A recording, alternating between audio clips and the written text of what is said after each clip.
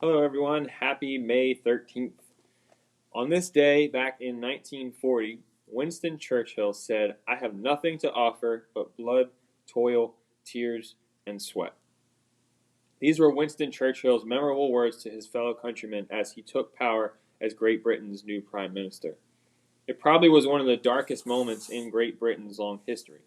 With the threat of war with Germany at their doorstep, Churchill promised to give his all, his blood, toil, tears, and sweat in fighting their enemy. Churchill vowed that his new policy in fighting Adolf Hitler would consist in nothing less than to wage war by sea, land, and air, with all our might and with all the strength that God can give us, to wage war against a monstrous tyranny, never surpassed in the dark, lamentable catalogue of human crime. Churchill recognized that his country was facing a foe that would require all the resources that the people of Great Britain had. Anything less would mean certain defeat for their country.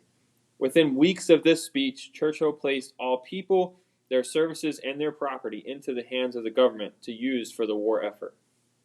While we do not use the same weapons or methods in fighting our enemy, the devil, we certainly need to have the same attitude as Winston Churchill did.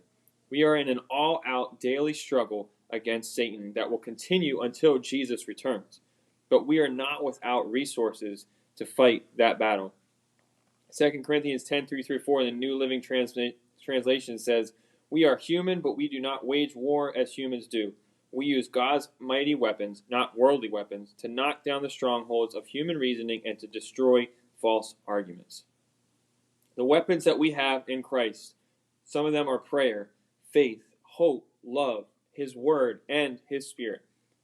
By using all these powerful resources that God graciously gives us, we will be able to defeat Satan and break down the walls that he builds to keep people from God.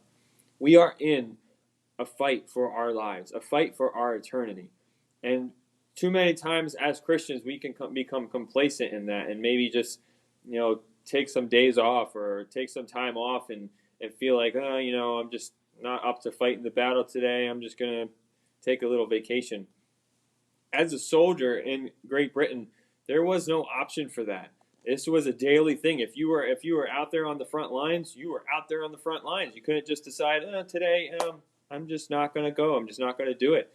It was a daily thing. We have to make this a daily thing in our lives, that we will stand up, we will fight the battle of today, that we will win, we will conquer through Jesus' power, and that at the end of all of this, when we finally win this war, when it's finally over, then we can celebrate in eternity. We can have eternal rest.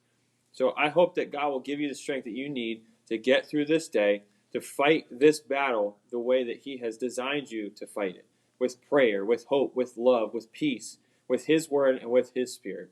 May God bless you, and I hope that you will join us back here again tomorrow as we conclude the lessons for this week. Take care.